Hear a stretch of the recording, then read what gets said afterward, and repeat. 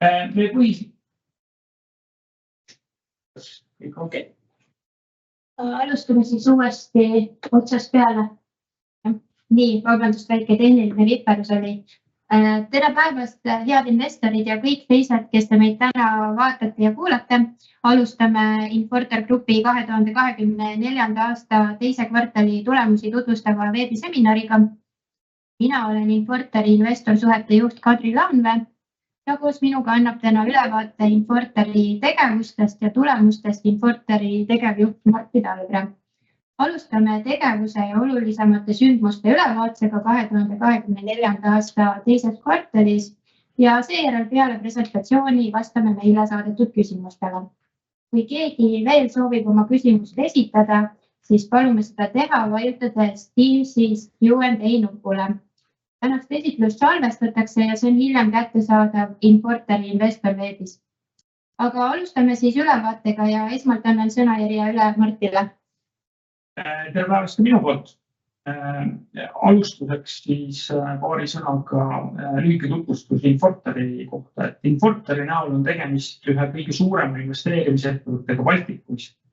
Meil 3 peamist tegevusvaldkonda, kus me tegutseme, need on siis energeetika, laevandus ja kinnisvara. Oleme ka varem öelnud, et need on küll olemuselt üsna erinevad tegevusvaldkonnad, aga samas on neil ka väga palju sarnaseid jooni. Et need on stabiilsed, need on kapitalimahukad, need on kõrgete sisenemisbarjääride ja väga tugev rahavooga. Üks aspekt, mida ma tooksin veel välja, on see, et kui kinnisvara valdkond on meil väga stabiilne ja see soondus sisuliselt puudub, siis nii energeetikas kui laevanduses on tegemist arvestatava sesoondusega. Et Tallink, kes on börsil täna noteeritud juba ligi 25 aastat, ma arvan, et Tallinki investorid teavad väga hästi, et Tallinki tugevad kvartalid, kus tulemus tehakse on siis suvekvartalid, teine ja kolmas kvartal.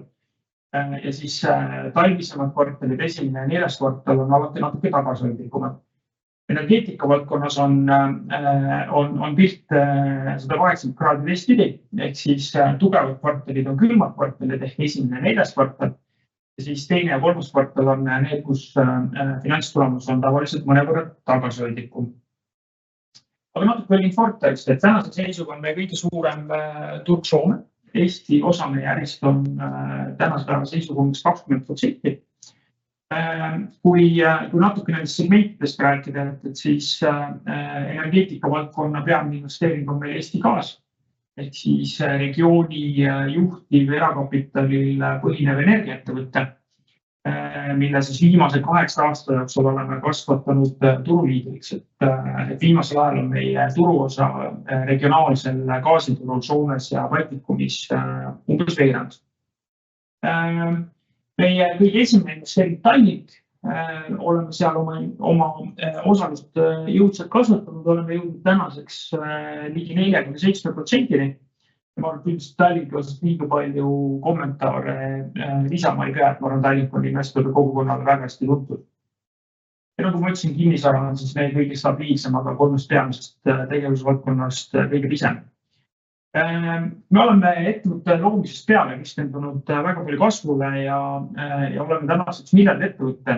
Mis on siin oluline veel kord ära märkida on see, et kuna me Tallinkis omame 47% suurust osalust, siis meie käivitas ja käivitas investeeringutes, siis Tallinki vastav numbrid ei kajastu, et koos Tallinkiga oleks meil näiteks eelmisel aastal käive lähenenud juba 2 miljardile.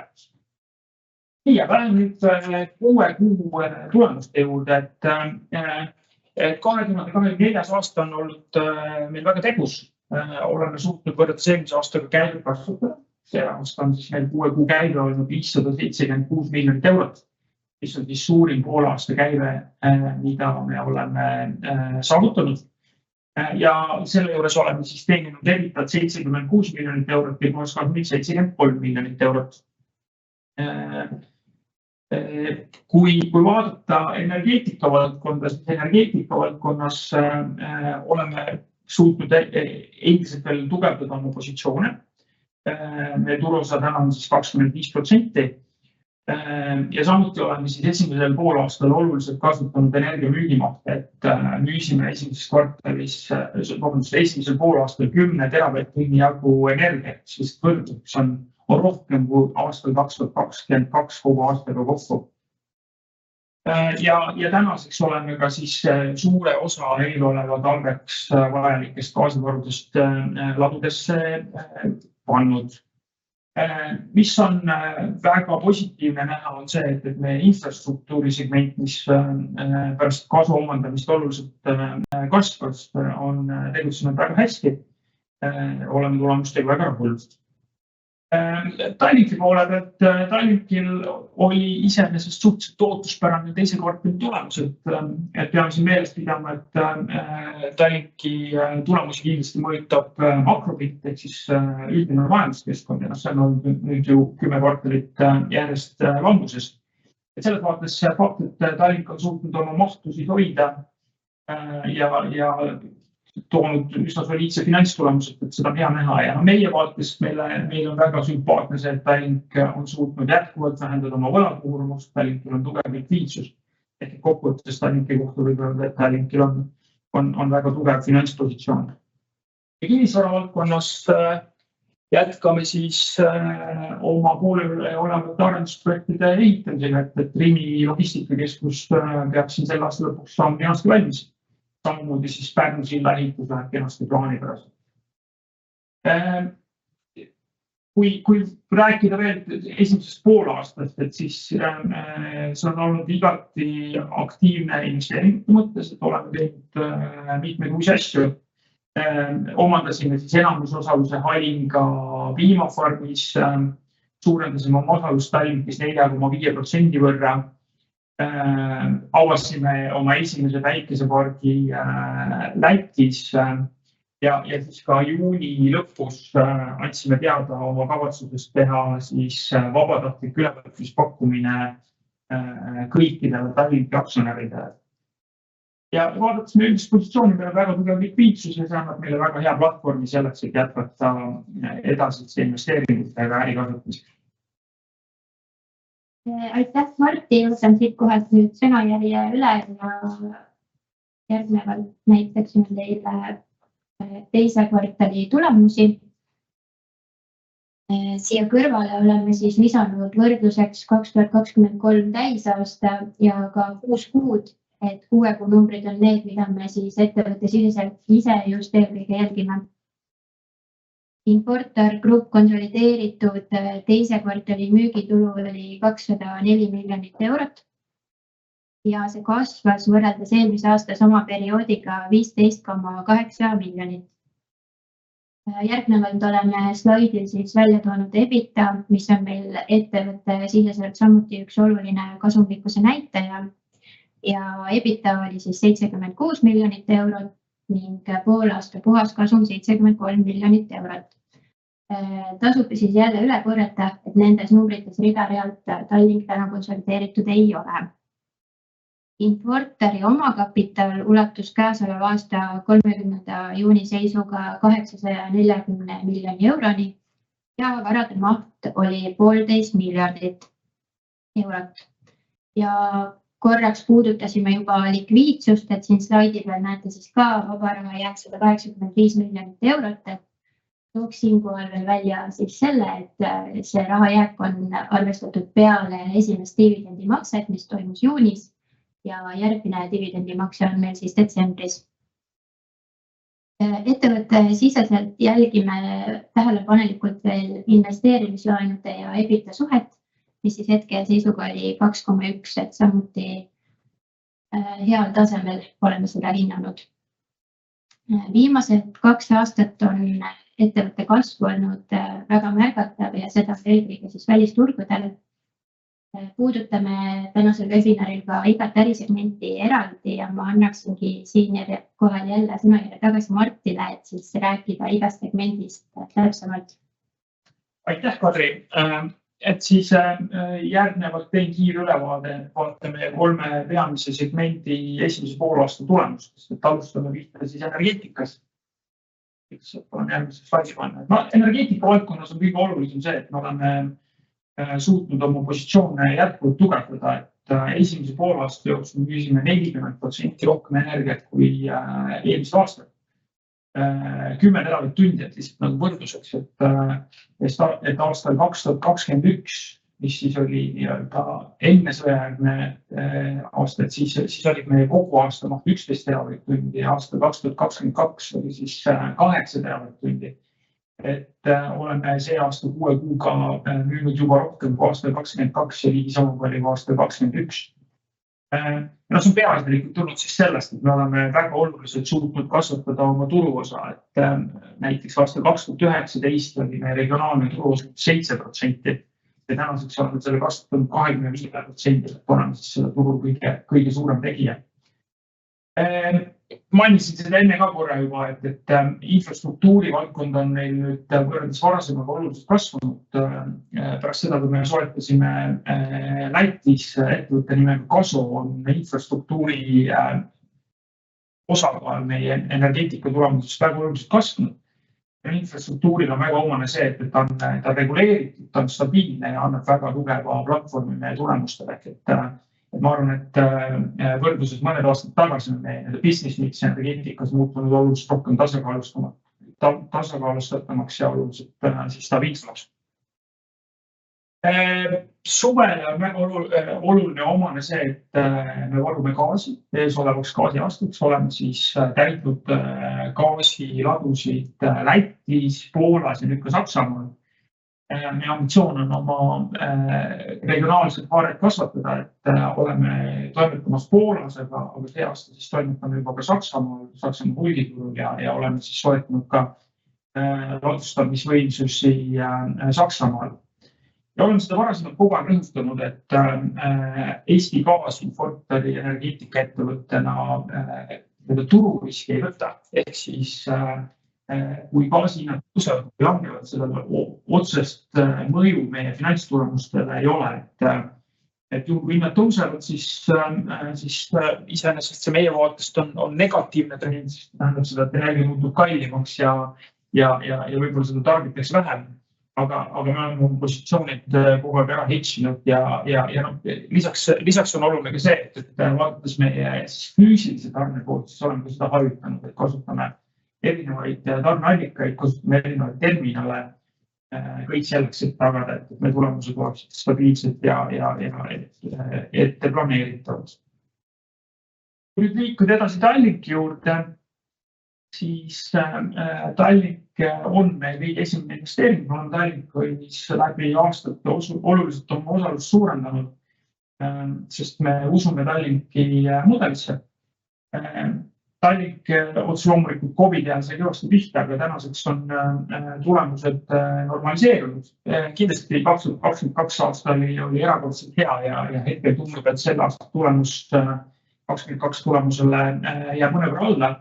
Aga mida on oluline jälle meeles pidada on see, et Tallink opereerib keskkonnas, kus makromajanduslik väljavaade on igal pool pigem nõrgapoolne.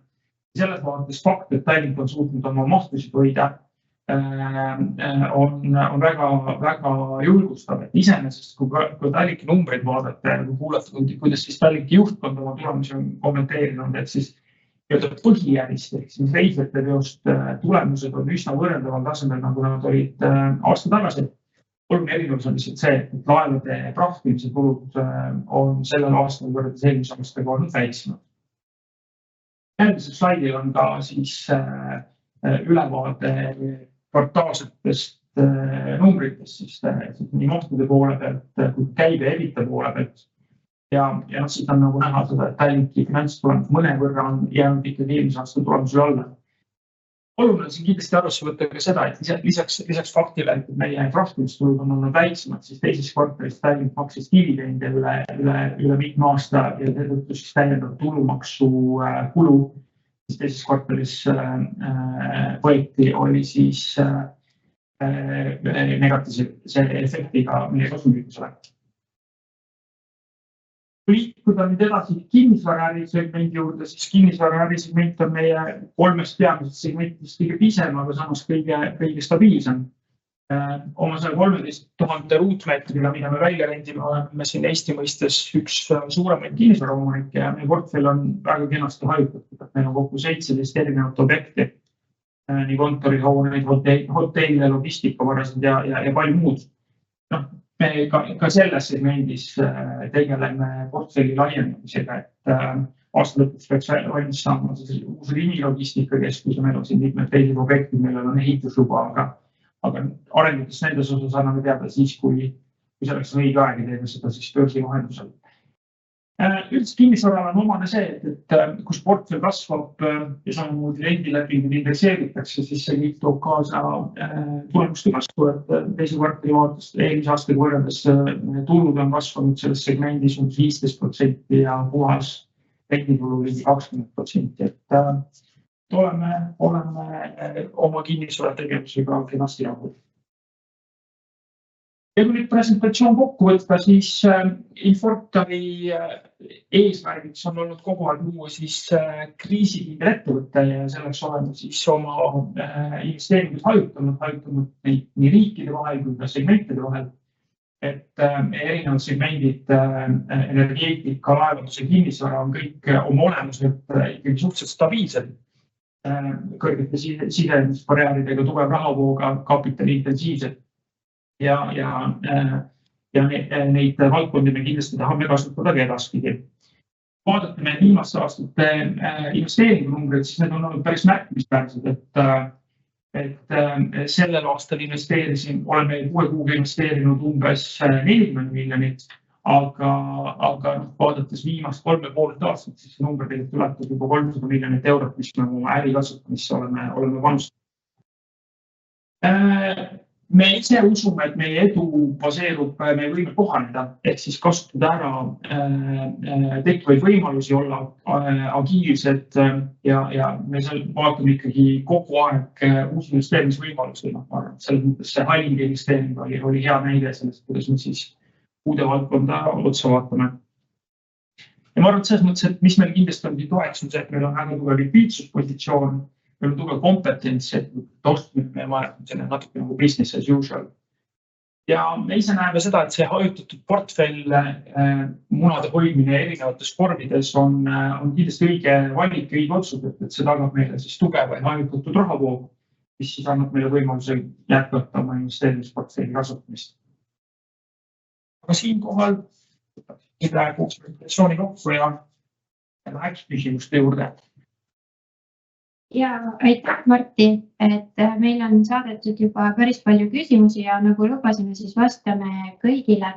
Korraldusliku poole pealt veel nii palju, et eelisjärjekorras vastame me küsimustele, mis saadeti meile enne veebiseminari, aga jätkuvalt võite siis küsimusi saata ka Teamsi vahendusel.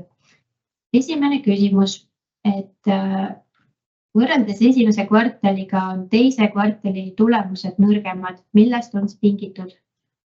Nagu ma ennegi ütlesin, et Infortari 2 suuremat segmente, laevandus ja energeetika on oma olemuselt stabiilsed, aga aastases väga sesoonsed. Et ma arvan, et investorid teavad, Tallinki kvartaalne liikumine on üsna nagu hästi tuntud ja teatud, aga tõenäoliselt meie energeetika valdkonna kvartaalsed liikumised ei ole nii hästi nagu varasemalt näha olnud, kuna me ei ole avalik ettevõte olnud. Ma ütlesin seda, ja kui vaadata nagu Infortari numbrid täna, siis me ei konsolideeri nendesse Tallinki numbreid. Sisuliselt me näeme küll seda, et meie portfell on kenasti ka sesoonselt tasakaalustatud, et suvistel kvartalitel Tallink teenib rohkem siis, kui energeetika teenib vähem ja vastupidi. Aga kuna me neid ei konsolideeri, siis me tänasest konsolideerimispildist just valdav enamus annabki energeetika valdkond. Energeetikas on hästi selgelt see, et tegelikult tulemusi vaadatakse aasta peale kokku, ehk siis nagu meie kvartalite vaates kõige suuremad kvartalid on esimene ja 4., kui külmem, kui on suuremad müügimahud. Teine ja 3. kvartal on väga selgelt tagasihoidlikumad. See tuleb peaasjalikult sellest, et meie kulustruktuur on üsna püsikulude baasil. Me oleme vaadanud, et tegelikult ajas on see sesoonsus või see püsikulude nii-öelda muutlikkus vaata, et nagu kasvanud. See kõik tuleb sellest, et tänane gaasitarne see regiooni on kindlasti muutunud keerulisemaks, kui ta vanasti oli. Aga see selles mõttes ei tähenda seda, et meie võimekus kasumit teenida aastabaasil on kuidagi oluliselt muutunud, et lihtsalt peab seda meelest pidama, et teises ja kolmandas kvartalis müügimahud on väiksemad. Samas väga paljud kulud on läbivad läbi aasta ja seetõttu siis nagu see soodsus ongi erinev. Fakt on kindlasti nagu ka see, et kui me vaatame siis seda gaasitalve 22-23, siis see oligi mõnevõrra erakordne. Et me ise oleme näinud seda, et kuna me oleme seda ärimiksi suutnud suurendada, toonud siin oluliselt juurde infrastruktuuri ärid, et siis see lihtsalt on võimaluse meil neid sarnaseid tulemusi edaspidi ka sihtida. Ja võtame siis järgmise küsimuse, see algab nagu väitega, et Tallinki aktsia hind on langenud. Millist mõju avaldab Infortari ja millist Tallinki tulemustele Tallinki aktsionäride tehtud vabatahtlik ülevõtmispakkumine? Kui tänaseid uudiseid lugeda, et siis täna kõik aktsiad globaalselt nagu väga palju langenud, aga selles mõttes nagu ma arvan esiteks nagu see, et see hetk, kui me tulime oma kavatsusega välja ülevõtmispakkumine teha, et see hetk ei olnud Tallink dividendi maksnud, et ma arvan, selles mõttes, et nagu võrrelda neid erinevaid hinnatasemeid, alati peab arvesse võtma seda, et kes on nagu enne dividendi maksud või peale dividendi maksud. Ja ütleme, meie pakkumine tähendas seda, et mis iganes, kas see pakkumine võetakse vastu või ei võeta vastu, et aktsionär igal juhul saab selle dividendi kätte.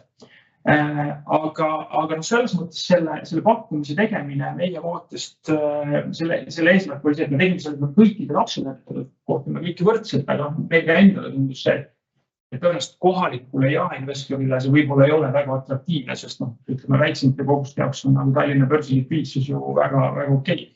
Pigem meile tundus, et see võiks olla atraktiivne nende investorite jaoks, kes erinevatel põhjustel siit regioonist tahaks lahkuda, tahaks oma Tallinki aktsiad maha müüa, aga nad ei saa lihtsalt Tallinna börsi suhteliselt nagu väiksest likviidsusest tulenevalt oma suuri pakke maha müüa.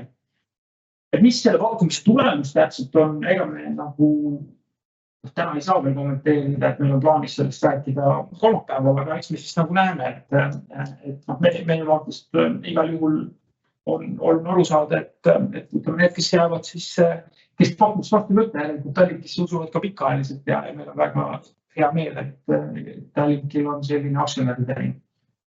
Eks ma vastasin Kadri sellele küsimusele või sa tahad seda kuidagi nagu... Meil tuleb siin veel päris mitu Tallinkiga seotud küsimust, et võtame nad siis järjest, et järgmine küsimus, et kas te viite Tallinki börsilt ära? See pole kindlasti meie eesmärk, et ma arvan, et Tallink tulenevalt sellest, et on börsil olnud päris pikka aega, on palju võitnud ja ma arvan samamoodi kui Infortar on sellest palju võitnud, et on börsil. Et see ei ole meie vaatest kindlasti eesmärk, et pigem vastupidi meile meeldib, et Tallink on avalik ettevõtte börsi noteeritud. Järgmine küsimus. Ütlesite, et Infortaril on kontol vaba raha 185 miljonit. Kas see on planeeritud Tallinki aktsiate ostuks? No, ütleme, et rahal pole hinnalipikut küljes või nime küljes.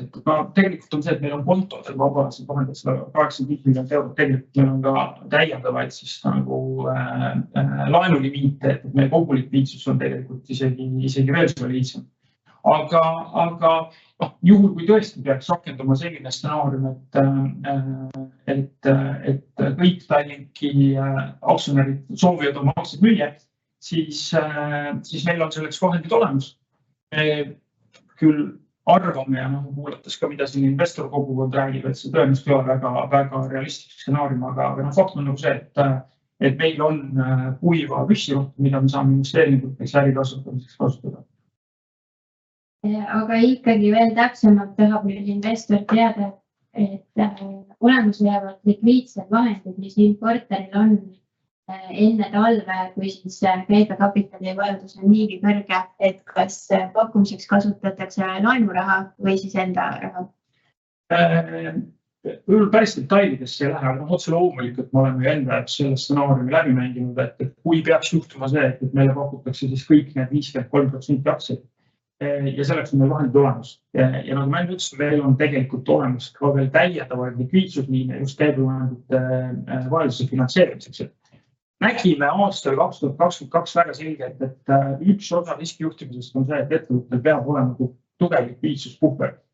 Ka nendeks olukordades, kui siis energiakandjate hinnad mingi põhjusel väga kõrgele tasemel lähevad ja me oleme riske selliselt juhtinud, et selles mõttes me kindlasti ei ole siin võtnud kuidagi spekuleerivat positsiooni, et käibevahendite eest plaanime teha investeeringut, et meie finantsriskide juhtimine selgelt on ikkagi üles ehitatud sel põhimõttel, et pikaajaliste investeeringute tehakse siis pikaajalistest vahenditest ja käibevahendid finantseeritakse lühiajaliste vahenditega.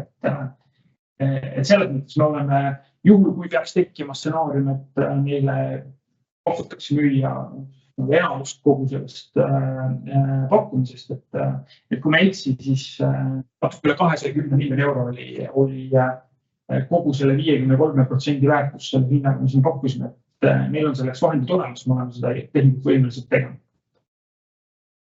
Me ütleme, et me ise arvame, et see tõenäoliselt ei ole nagu see baassõnad.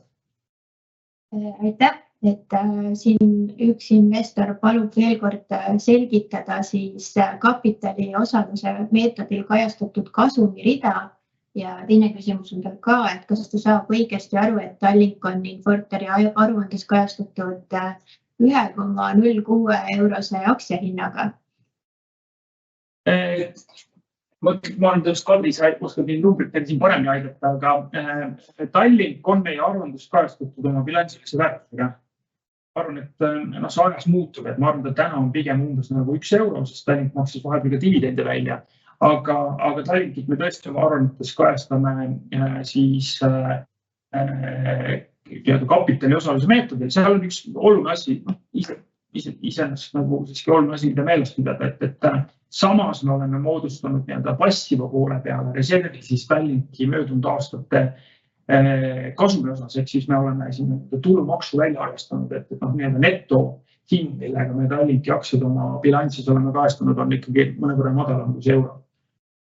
Ja võib-olla lisaks veel seda, et seda aruannet, kui te vaatate nüüd kasumi aruannet, siis sealt nagu Tallinki tulemusi ei näe, et praegu ei hakka spekuleerima, millised tulevad selle avaliku ülevõtmispakkumise tulemused. Küll aga kui sellega Infortar saavutab kontrolli, siis järgmises kvartalis te näete juba hoopis teistsuguseid numbreid, kus siis tõesti Tallink on rida-realt konsolideeritud. Enam seda veel ei tea, aga eks siis ole näha. Võtame siis järgmise küsimuse energeetikasegmendi kohta. Et kui te energiasegmendis tururiski ei võta ja arvestades, et turuosa sealhulgas müüdavad mahud on oluliselt kasvanud ja esimese poolaasta tulemused sisaldavad lisaks ka kasvutulemusi, siis miks sellest hoolimata on 2024 esimese poolaasta EBITDA madalam, kui see oli samal perioodil eelmisel aastal? Iseenesest väga hea küsimus. Ma arvan, siin on oluline meeles pidada nagu seda, et eelmise aasta, ehk siis 23 aasta algus ei olnud nagu veel päris tavaline gaasiaasta. Et fakt on nagu see, et aasta 2022-2023 gaasiaastal oli selles äris väga palju riske, mida siis turg sisse hinnastas ja kuna meil õnnestus toona neid riske efektiivselt juhtida, siis me tulime nagu tugevama tulemusega kui tavapäraselt välja. Fakt on nagu see, et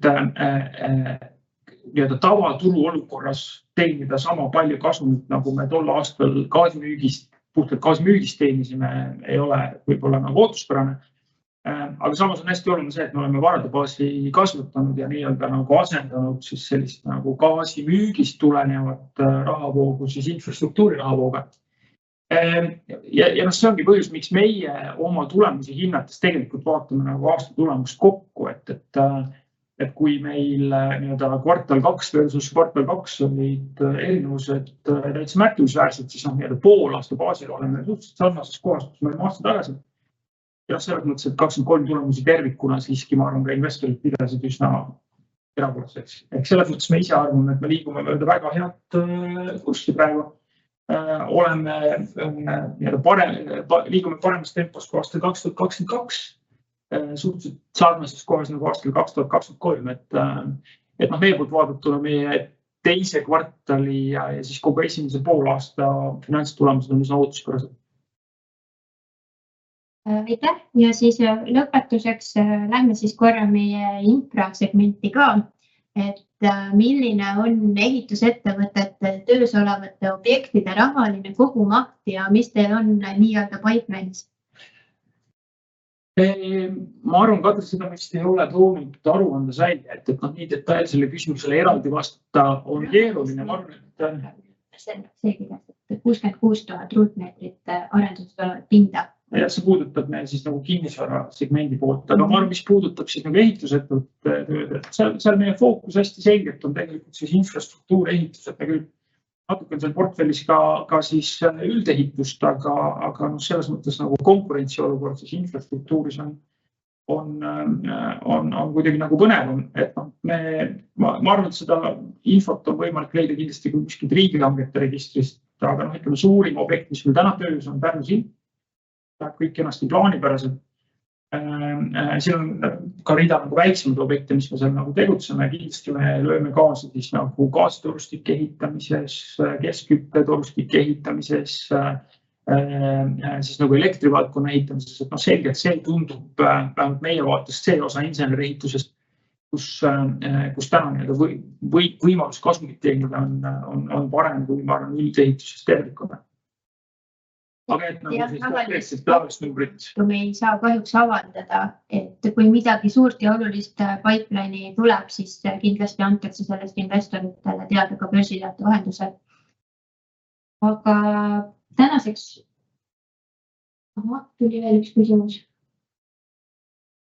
Mis tulemused on kajastatud kasumi aruandes oleva kapitali osaluse meetodil arvestatud kasumi real? On seal Tallink või kõik teised tütarettevõtted? Selle real on siis kõik meil sidusettevõtted. Ehk et tütarettevõtted me konsolideerime. Sidusettevõtted on suurim, otse loomulikult on Tallink, aga neid on tegelikult meil päris palju veel. Et mõned kinnisvaravarad on meil siis arvestatud seal real, samamoodi siis meie biogaasi tootmisvarad. Et Tallink otse loomulikult on nendest kõige suurem, aga ma arvan, et teised on ka täitsa olulised tükid meie äritegevusest. Jah, et sellega siis nüüd said küsimused otsa. Suured tänud kõigile, kes meid vaatasid ja ka neile, kes meid siis hiljem järgi vaatavad. Et jätkuvalt, kui teil on küsimusi Infortari kui investeeringu kohta, siis võite alati minu poole pöörduda. Võite näiteks kirjutada e-maili kadri.laanvee@infortar.ee. Võite helistada ka. Ja jätkame siis juba kell 2 inglisekeelse seminariga. Aitäh! Aitäh, head aega!